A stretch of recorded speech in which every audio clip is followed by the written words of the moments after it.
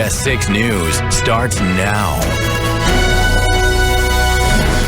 Good evening, everyone. First at 6:30 tonight, your top stories and the weather headlines. And here's what you need to know. The Treasury Department deploying extraordinary measures after Congress fails to raise the debt limit before it was reached yesterday. How long this can go on without an agreement is uncertain.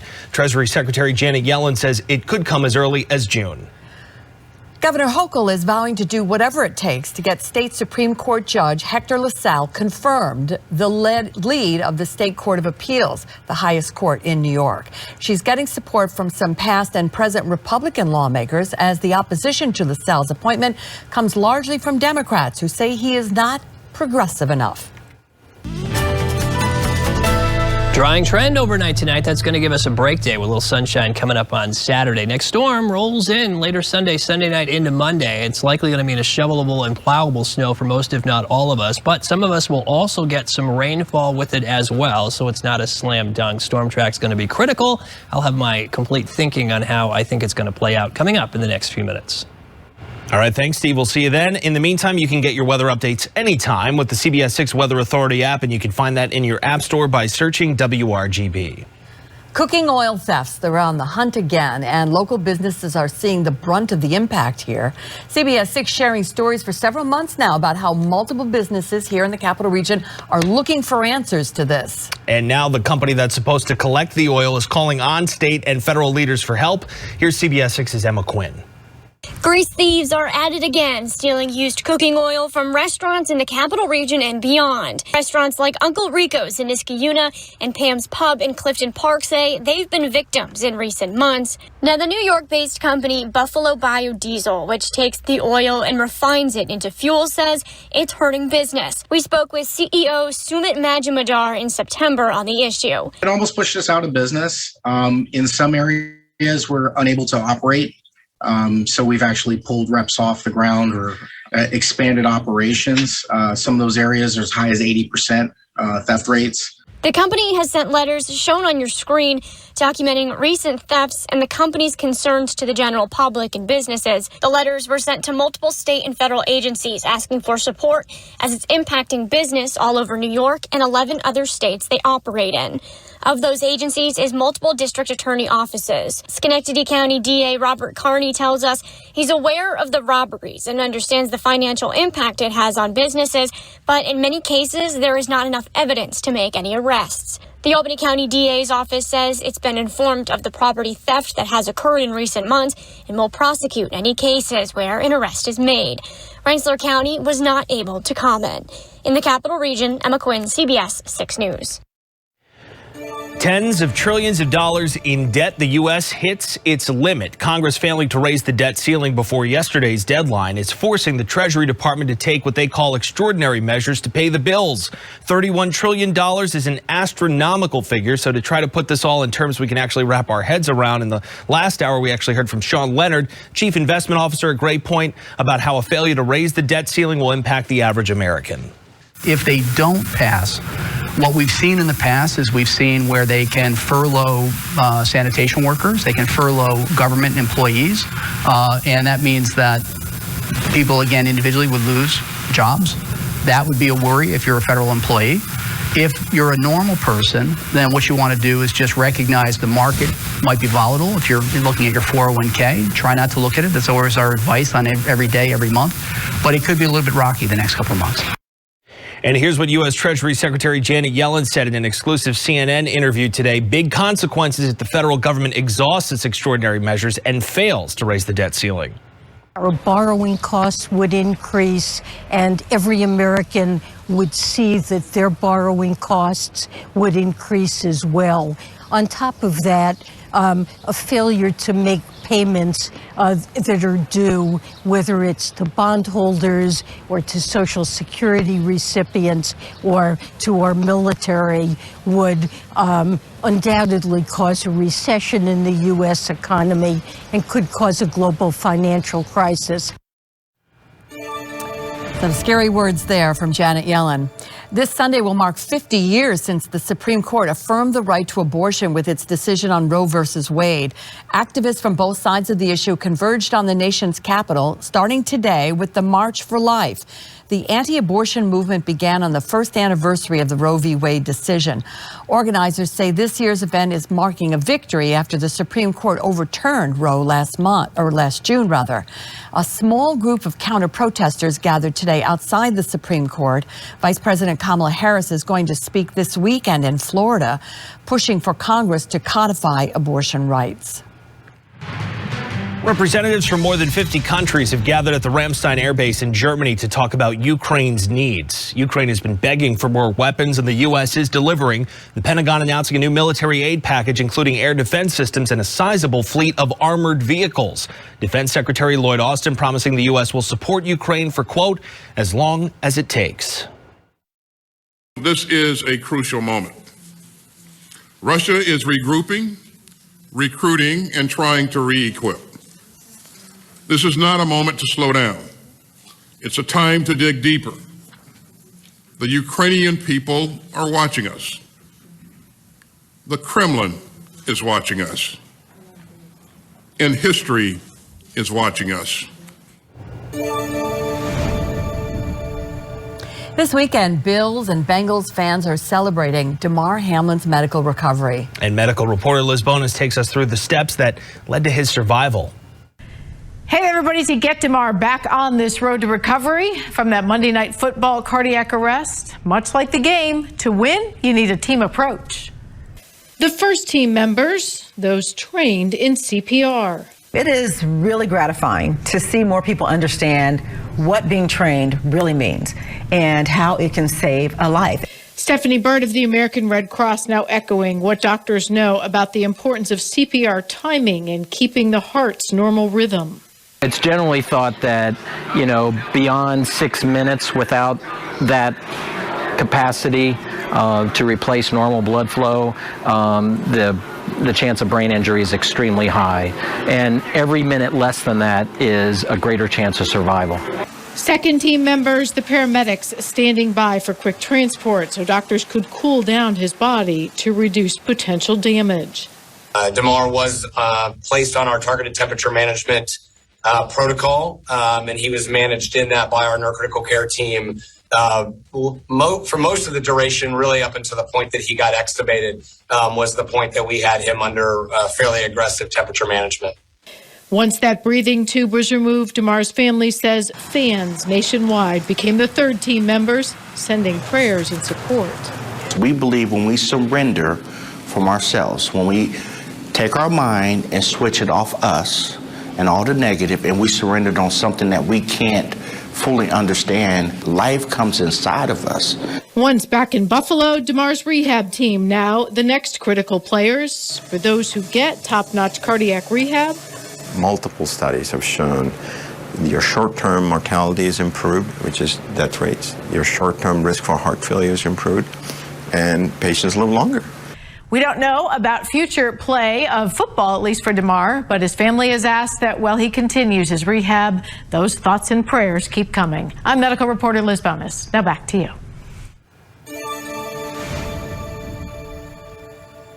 Two people are dead after a single-engine plane crashed in Westchester County last night. The plane went down shortly after taking off from JFK, heading to an airport in Ohio. Both people on board were from Cleveland. I don't think any of us want to contemplate what it would be like to know that your life was about to end and you were going to speak to the people that you love the most and try to say something to them to summarize the life that you've had together. The plane was about a mile away from the Westchester County Airport in White Plains when the pilot reported engine problems and low oil pressure. That was around 5:20 last night. Then the tower lost contact. The plane was reported down 18 minutes later. The wreckage wasn't found for another 5 hours. The Federal Aviation Administration has more details about why there were thousands of delayed flights across the country last week. The FAA says a contract worker accidentally deleted files on a system that gives pilots safety information like runway closures. That happened while the worker was trying to synchronize a main database with a backup. The FAA says their officials have not found any evidence of a cyber attack but are still investigating. And you can get all the day's top local stories, breaking news notifications, access to our chime-in galleries, and more by downloading the CBS 6 News app. It's available for free in the Apple App Store and Google Play. Christmas has certainly come and gone, but one Rhode Island girl isn't giving up her search for Santa, even enlisting the help of the police. Police in Cumberland, Rhode Island say they're testing DNA found on a cookie to prove Santa Claus visited the girl's house on Christmas Eve. She provided police with a written request, the cookie sample, even some carrots to help determine if reindeer were there. Police say the girl has a keen sense for the investigative process, doing a great job packaging her evidence for submission. I love that. And I'm sure they're going to find that Santa was there. That's right. And that the reindeer were in attendance as well. Yes, suspicions confirmed. That's yes. Right. One small step for women today at the International Space Station as the first Indigenous American woman takes her first steps in space. And a surprise here at the CBS 6 newsroom today, some fantastic old photos from our station. Hear the story they tell. We go Capital Region retro. Stay straight ahead.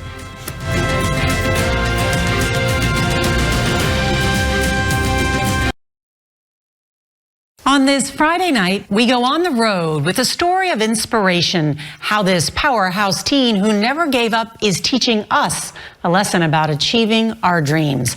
That's all tonight right here on the CBS Evening News. The first Indigenous American woman ever to travel to Earth's orbit ventured outside the International Space Station today. NASA astronaut Nicole Mann and Japanese astronaut Koichi Wakata will spend 7 hours completing the installation of 2 mounting platforms. The spacewalk, part of a planned solar array augmentation and eventual power boost on the space station's truss. Mann joined NASA's astronaut corps in 2013, and it's her first trip to space. She traveled to the ISS in October for a 5-month stay. All right, checking out some snow totals. These over the past 2 days. So combined totals for today and yesterday. Landgrove, Vermont, a jackpot spot, elevation about 2,000 feet, 6 inches of snow. Savoy in the Berkshires also up there in elevation, 4.3. Indian Lakes got 4. Hartford, Washington County, 2.5. Galway, bit over 2, and Ballston Lake, 2 inches of snow. So this wasn't really all about snow. It was more about nuisance and certainly slippery road conditions. And we're still tracking some snow. We've got the remnants. The upper level portion of this system is kind of oozing its way through the northeast, and it will take pretty much the night to clear the area. So still in upslope areas east of the Hudson Valley and in the Catskills getting some flurries and snow showers. It's tending to diminish and break up. West-northwest flow is fairly brisk with the atmosphere gradually drying with time. A few darker elements of blue here in southern Bennington County, Columbia, Rensselaer County. So still some bursts of snowfall there and basically just flurries back in here. So it'll take a while for it to completely disappear, but that'll be the trend overnight tonight. Downtown Albany in the clear though, no snow here. Freihofer's sky camera view showing the Empire State Plaza. Temperatures right now sitting in the mid-30s. Will be dropping though, and that's an issue as we see the numbers down into the 20s overnight tonight. Any wet surfaces that don't dry out will likely get a little bit slick, so just be careful on your sidewalk or driveway coming up tomorrow morning. It could be a little bit icy. Then as we get into the day tomorrow, clouds should give way to at least some intervals of sunshine, especially during the afternoon. So it's a nice break day here. Temperatures should make their way into the mid-30s with some upper 30s in the mid-Hudson Valley. Amsterdam tomorrow about 35. Low 30s around Bennington, Pittsfield with slightly cooler conditions across the far north, upper 20s here. Typical high 32, so it looks like another day with high temperatures at least a couple of degrees above average. Then attention focuses to this next storm system starting to develop here across the Four Corners. This will head east and pull moisture north from the Gulf of Mexico and off the Atlantic. This will be a fairly moisture-rich system. Marginally cold air, though, again, across the northeast. We just don't have a cold air reservoir at this point. So some mixing of rain with this, especially from the capital region east and south, north and west. And because a lot of this will be falling during the overnight, we'll probably stay all snow with this system. It's going to be kind of a heavy, wet, and gloppy snow as well. But storm track's going to be critical as it heads up like this, kind of a coastal hugger. Any little shift inland or offshore will impact where the rain-snow line sets up. But I think for a time up to Albany will probably get some rain. In fact, it could begin that way with temperatures well above freezing late Sunday afternoon when this comes in. But then as the storm pulls away Monday, any rain would change back over to snow. So right now, based on current storm track thinking, most areas north and west of the capital region should see mostly all snow, with any combination of rain and snow from the capital region east and south. Now, areas that get rain will also likely get accumulating snow, but the heaviest totals likely in these areas. And right now it's looking like a moderate snowfall. The storm will be moving along quickly, so that would preclude a really heavy amount of snow, but 6-7 inches of snow is certainly a possibility into Vermont and areas west. This is the probability for at least 2 inches of snow, and that is high for everybody. So everybody's going to get snow out of this. Probability for 6 inches of snow is moderate for most of the area from the capital region Pittsfield on north. It's low for the mid-Hudson Valley. Vermont, it's a high probability for at least a 6-inch snowfall. So right now it's looking like this will be a moderate, heavy, wet, sticky snow. Could lead to some power outages in spots that get some of the really heavy accumulations just due to the snow waiting. Fortunately, there won't be much wind, and it will wind down as snow coming up Monday morning. So Monday afternoon looks drier. Tuesday's a break day. Next one comes in Wednesday night, Thursday. Also lacking cold air. So again, I think we'll be dealing with any combination of rain and snow. Weather Window, presented by the National Weather Desk. Several doorbell cameras captured a suspected meteor lighting up the sky near Tulsa, Oklahoma. Many people also heard a loud boom. It all happened shortly after 3:30 Friday morning. The boom was likely the meteor breaking apart and slowing down in the Earth's atmosphere. And the return of snow in Maine may have caught this cardinal off guard. Even more snow is expected there Sunday night. Want to see your weather photos and videos on TV? Click Chime In on this station's website to share.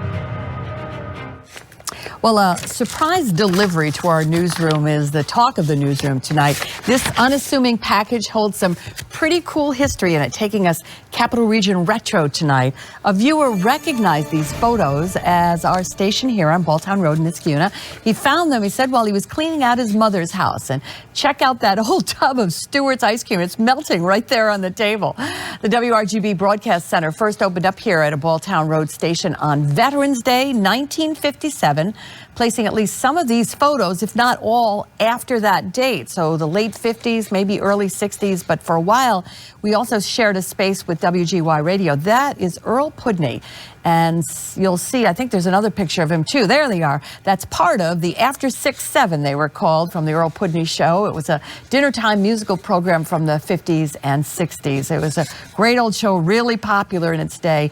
Earl joined WGY in 1942 and eventually became supervisor of production there. And we're told the photos were taken by John C. Cusano. And I don't know John, and actually a lot of these pictures predate my days here. Actually, all of them do, but it's certainly an awesome piece of Capital Region history there, and we want to thank you, the viewer who brought them in. Maybe you've got some other great photos, maybe some videos hidden away. If you do, something that's Capital Region retro, we'd love to see it. Just share it with us on the Chime In page of CBS6Albany.com. And just this one picture, she looks a lot like, I don't know, there we go, Laura Bacall to me. But, yes. You know, but it could just be the hair. So, right. And that with her right there is Howard Tupper, who started his career in radio at WGY and eventually became our weather guy for many, many years. And Howard was famous for saying, highest small fry, which he would say every night on the air, and the kids would just love it. And so lots of great old pictures here, and we just thumb through them. Well, I guess you saw most of them in the video there. But anyhow, so how nice is that? And again, very cool. As a kid, I guess I remember a lot of these kinds of scenes, although maybe not these people so much. Right. No, it's awesome to see the old equipment and stuff. Very cool. A lot of history here. Talk about CBS 6 Rewind, huh? That's a rewind right there. It's pretty cool. So if you got something, let us see it. We'd love it. Coming up in sports, a big Friday high school hoops night. Yeah, preview of a couple crosstown clashes in both boys and girls basketball after the break.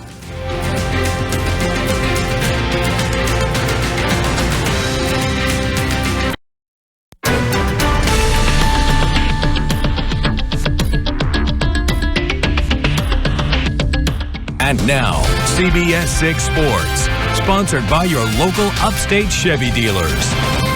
Hey, I'm AJ Pankowski. Tonight in sports, we're one day away from the NFL playoffs divisional round. As a reminder, the Giants have their matchup tomorrow night, the Bills on Sunday afternoon. But let's talk about the off-the-field story to start, and that's the miraculous recovery of Damar Hamlin. There have been plenty of rumors about Hamlin being at Sunday's game, so we're going to wait and see on that one. But where does his health stand as of right now? Well, he still has a long road to recovery ahead of him. Despite being out of the hospital, Damar still requires oxygen and is having his heart monitored regularly while at home. This news comes just one day after Bills head coach Sean McDermott told reporters that Hamlin has been around at the team facility almost daily. Ultimately, at this point, it's still unknown as to if Hamlin can recover enough to where he can play football again, or if this recovery is to get him back to his before football life health. Hamlin's spokesperson said that he's upbeat and positive and ready to continue to overcome throughout this process. Bringing things back to the Capital Region, it's Friday Night Hoops. We've got some good ones tonight in boys basketball. Crosstown rivalry first. The Schenectady Patriots look to get back into the win column. They host Burnt Hills, Ballston Lake. Both teams at 6-6 so far this year, so this is big for playoffs. I expect an evenly matched game there. On the girls' side, Niskayuna hosting Colony. Top 10 showdown. Raiders coming off a win. The Silver Warriors a loss. Niskay going to be tested tonight because Colony's defense and pressure is the real deal. And don't forget, we'll have the highlights in sports later tonight. All right. Thanks, AJ. Of course. All right. We want to thank you all very much for being with us. We're coming back at 10 and 11. We hope you'll join us then. CBS Evening News with Nora O'Donnell's next. Good night.